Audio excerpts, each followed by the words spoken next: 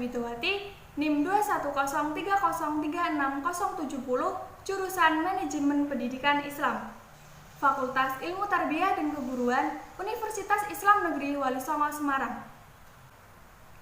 Di sini, saya akan menjelaskan tentang perspektif agama dan Pancasila. Agama dan Pancasila merupakan dua hal yang melekat dalam nilai kultur masyarakat Indonesia. Kedua hal itu merupakan dua hal yang sama sekali tidak bertentangan, karena nilai-nilai agama dijelaskan dalam sila-sila Pancasila.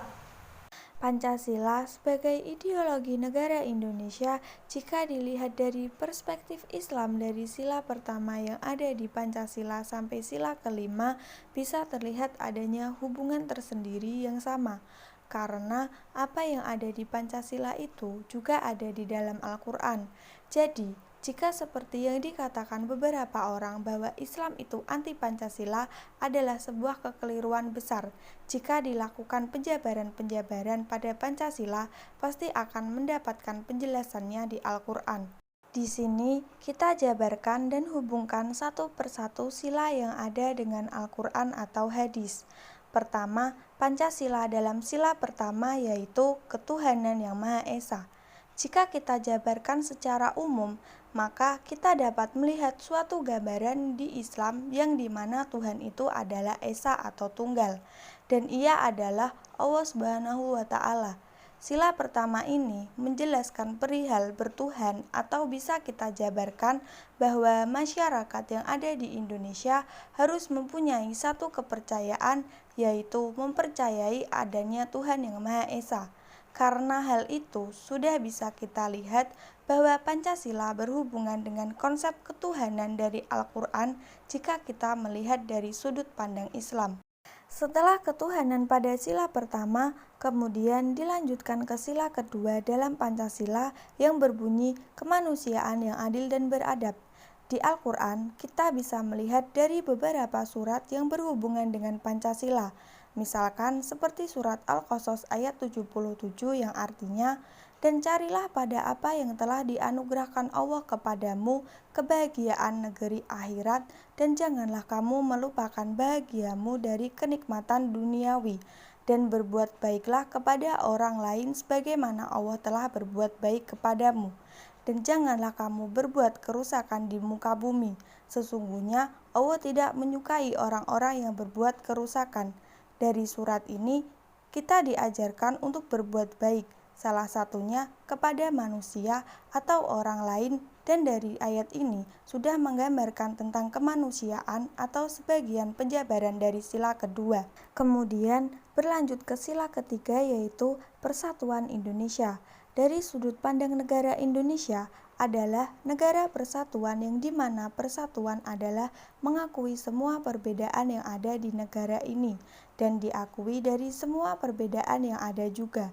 Dengan melihat dari sudut pandang Al-Quran, kita sudah melihat pada Quran surat Al-Hujurat ayat 13 yang artinya, sungguh kami telah menciptakan kamu dari seorang laki-laki dan seorang perempuan. Kemudian kami jadikan kamu berbangsa-bangsa dan bersuku-suku agar kamu saling mengenal. Sesungguhnya yang paling mulia di antara kamu di sisi Allah ialah orang yang paling bertakwa. Sila selanjutnya adalah sila keempat, yaitu kerakyatan yang dipimpin oleh hikmat kebijaksanaan dalam permusyawaratan perwakilan. Jika melihat dari perspektif Al-Quran, sangat berhubungan salah satunya juga dari permusyawaratan yang dimana permusyawaratan ini berasal dari bahasa Arab, bukan sekedar dari bahasa dalam kata yang ada di sila keempat ini, tapi juga dari penjabaran sila ini banyak dijelaskan oleh Al-Quran. Lanjut ke sila kelima yaitu keadilan sosial bagi seluruh rakyat Indonesia. Dari sila ini kita bisa melihat dari surat An-Nahl ayat 90. Terjemahannya yaitu, sesungguhnya Allah menyuruh manusia berlaku adil dan berbuat kebaikan, memberi sedekah kepada kaum kerabat, dan Allah melarang dari perbuatan keji, kemungkaran, dan permusuhan. di surat An-Nahl sudah bisa kita melihat hubungan antara Pancasila dari perspektif Islam yang berlandaskan Al-Quran.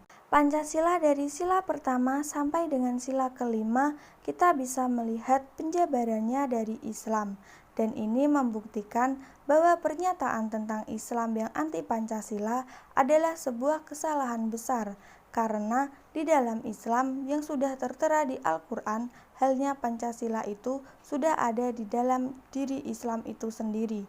Kekeliruan pandangan ini harus diselesaikan dan dilurus pahamkan dari segi pandangan bernegara, karena jika tetap berlanjut, maka akan merusak halnya keinginan serta cita-cita negara dalam sila pertama sampai dengan kelima.